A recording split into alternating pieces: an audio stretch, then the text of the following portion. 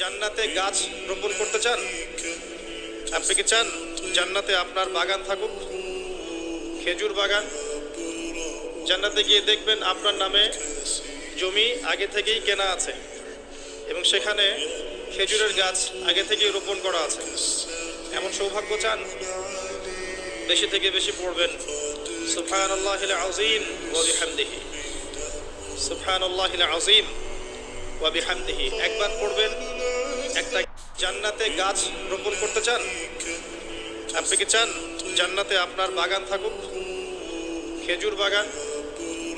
জান্নাতে গিয়ে দেখবেন আপনার নামে জমি আগে থেকেই কেনা আছে এবং সেখানে খেজুরের গাছ আগে থেকেই রোপণ করা আছে।